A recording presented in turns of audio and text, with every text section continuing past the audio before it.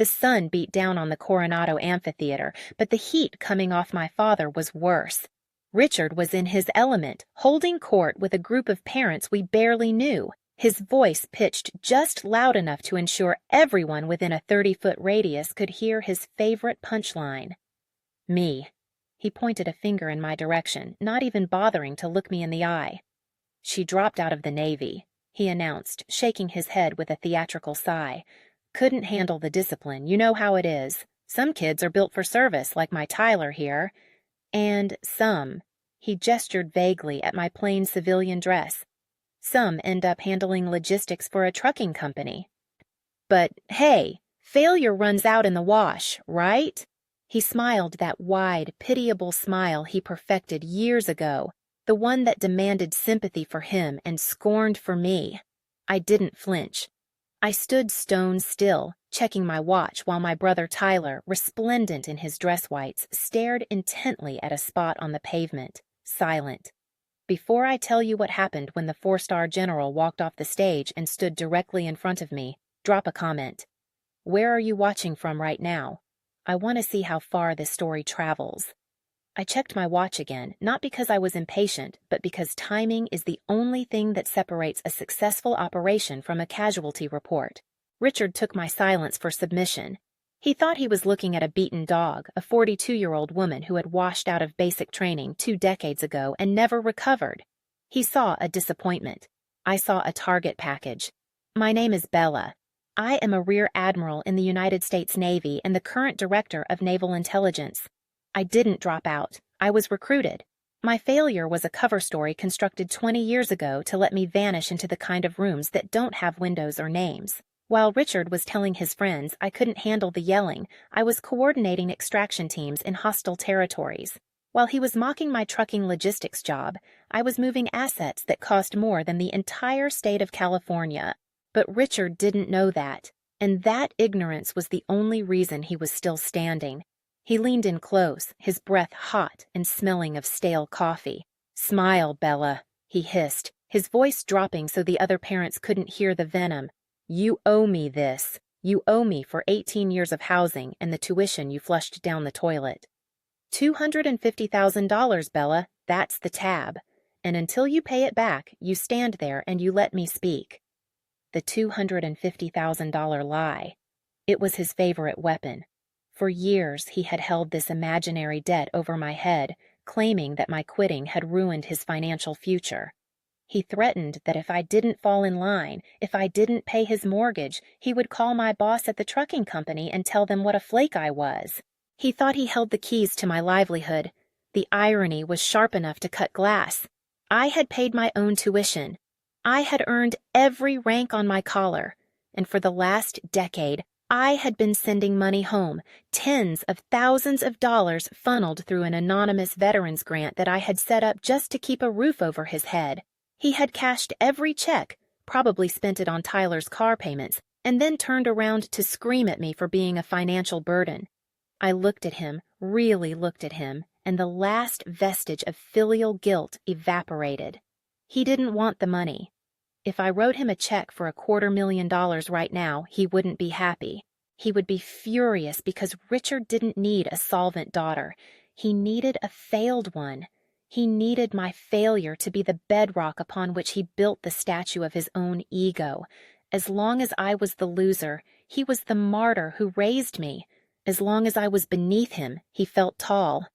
"I'm not smiling, Dad," I said, my voice low and even. "And the tab is closed." He blinked, confusion warring with rage. He opened his mouth to escalate, to threaten me right there in the aisle, but the PA system crackled to life. The ceremony was starting. He jabbed a finger in my face one last time, a warning, before turning his back to me to clap for the son he actually loved. I adjusted my stance, feet shoulder-width apart, hands clasped behind my back. He thought he was in control because he was the loudest voice in the row. He forgot that in my line of work, the loudest one is usually the distraction. The real threat is the one you never hear coming. The ropes for the distinguished visitors section were thick red velvet, suspended between polished brass stanchions. They were a physical line in the sand, separating the people who mattered from the people who watched. Richard stood as close to them as he could without actually touching the fabric. Vibrating with the need to cross over, he checked his watch, then checked mine, his eyes scanning the crowd for anyone important enough to impress. 5 minutes, he muttered. They should be seating the families now. He turned to Tyler, straightening my brother's collar with aggressive pride. You look sharp, son, like a hero. Tyler nodded, his eyes sliding away from mine. He knew what was happening. He always knew. But Tyler had learned the same lesson I had, just from the other side of the equation. If you stay quiet, the predator eats someone else. Then Richard turned to me. The warmth vanished from his face, replaced by that familiar, sneering utility. He snapped his fingers, a sharp, percussive sound that cut through the low murmur of the crowd. Here, he said, thrusting a heavy designer tote bag into my chest. It belonged to Tyler's girlfriend, who was currently busy taking selfies by the stage. And take these. He shoved 3 empty metal water bottles into my hands, the metal clanking against my rings. I stood there, arms full of other people's baggage, looking at him. Well, he barked, go fill them up at the fountain. Make yourself useful, Bella. Since you'll never be sitting in those VIP seats, you might as well serve the people who do. God knows you're used to fetching things in that trucking job of yours. He laughed. He actually laughed, looking around to see if the parents next to us were appreciating his wit. In that second, the heat in the amphitheater seemed to drop 20 degrees. I looked at Richard, and for the first time in 42 years, I didn't see a father. I didn't even see a bully. I saw a parasite.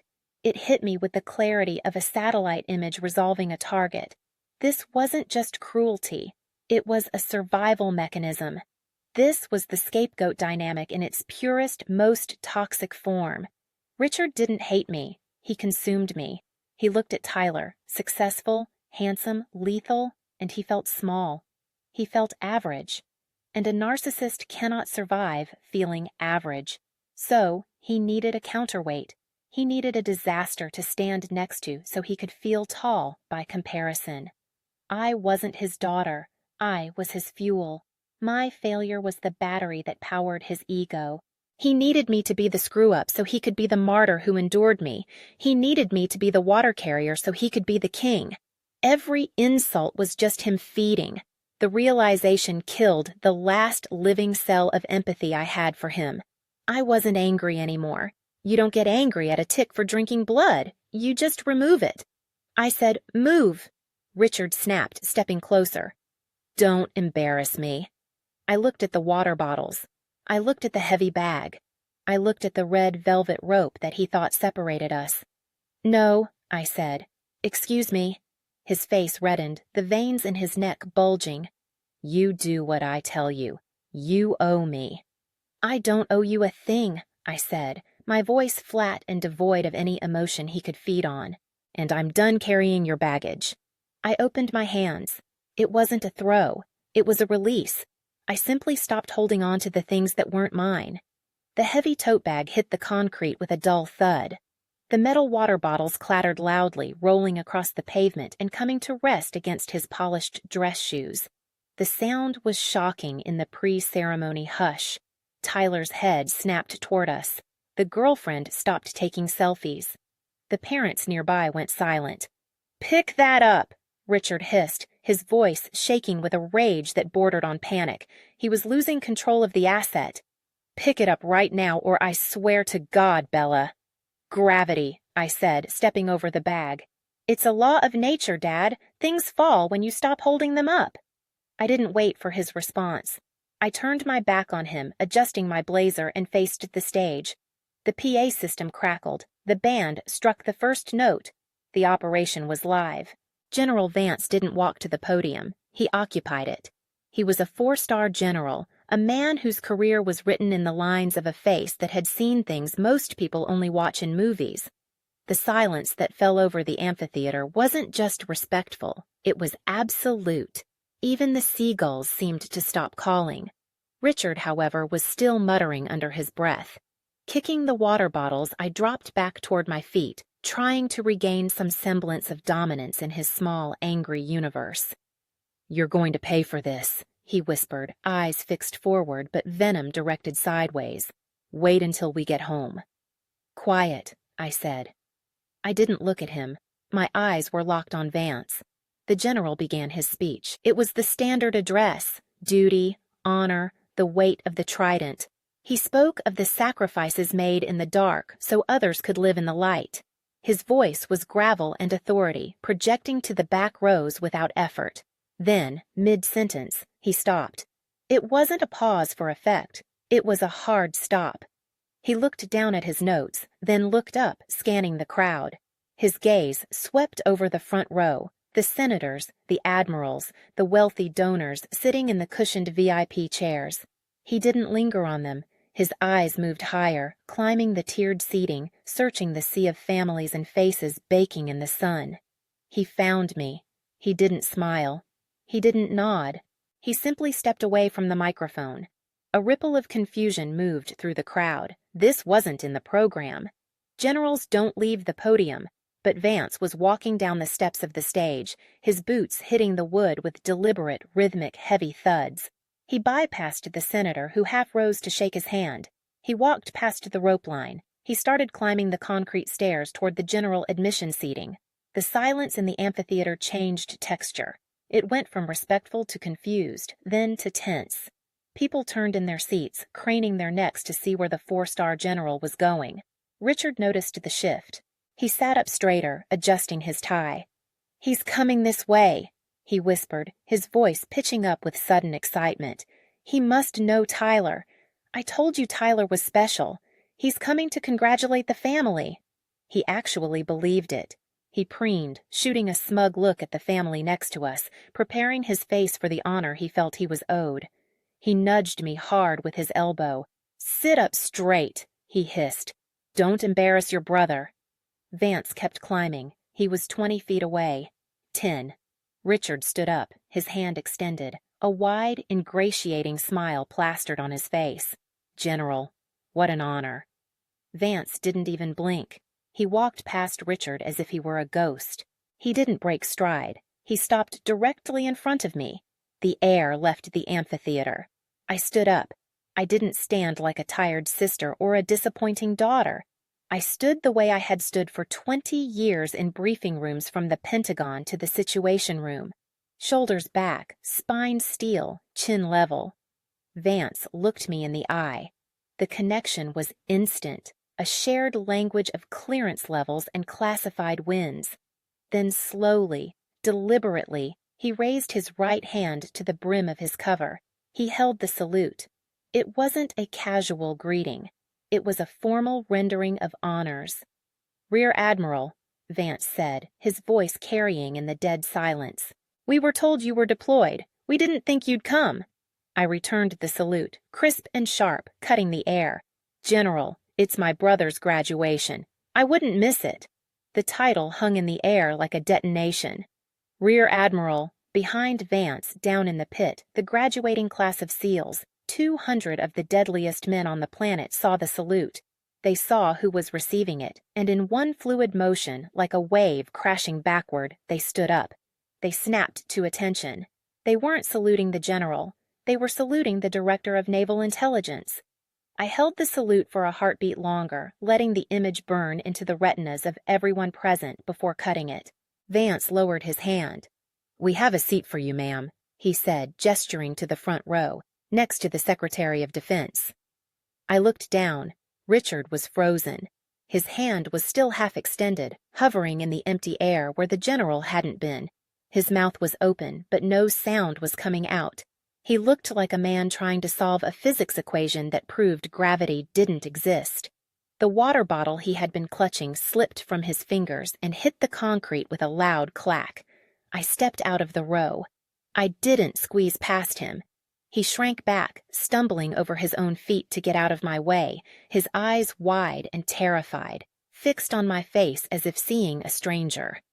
I paused at the velvet rope, the barrier he had worshipped, the line he had used to measure my worthlessness. I unhooked it myself. "You coming, General?" I asked. "After you, Admiral," he replied.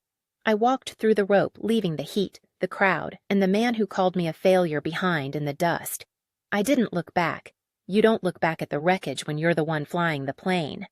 The ceremony ended in a blur of handshakes and deference.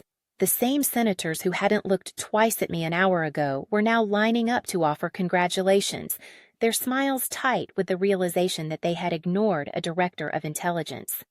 I navigated the reception line with practiced efficiency, accepting the praise without letting it touch me. It wasn't for me anyway. It was for the stars on my collar. As we reached the SUV, General Vance informed me that secure transport was waiting. 2 MPs flanked us, and for the first time, I felt the tension ease. I reached for the door, then a body slammed into the hood. It was Richard. He had forced his way through the crowd, face purple with rage, screaming that I had humiliated him. The MPs moved instantly, but he waved them off and grabbed my wrist hard, yanking me away from the vehicle. "You're my daughter!" he shouted. "You do what I say." I didn't resist. I went still. He mistook it for surrender and tightened his grip, demanding I take him inside and introduce him as the man who made me. That's when I noticed the red line painted on the asphalt, the boundary of the secure federal zone. Richard was standing fully across it. I looked at him calmly and asked if he was sure he wanted to do this here. He laughed and twisted my arm again. That was enough. I gave a single nod to the lead MP. "Get on the ground!" Richard was hit from the side and slammed face first onto the pavement. His hands were zip-tied as he screamed that he was my father, that this was a family matter. General Vance asked if I was injured. I wasn't. I stepped closer so Richard could hear me. Outside the line, this would have been a minor domestic incident. Inside it, he had assaulted a rear admiral on federal property, a felony under federal law. "You crossed the line," I told him literally. As they took him away, he cried about loyalty and blood. I felt nothing. Tyler tried to stop me, begging me to fix this. I told him I was, by letting our father face consequences for the first time in his life. When he accused me of destroying the family, I replied, I didn't destroy it. I just stopped holding it up. Inside the SUV, silence sealed around me. I blocked their numbers, deleted the contacts. For years, I fought 2 wars, one for my country, one against my own family. That day, I ended one of them. Sometimes strength isn't forgiveness. Sometimes it's stepping aside and letting consequences do their work.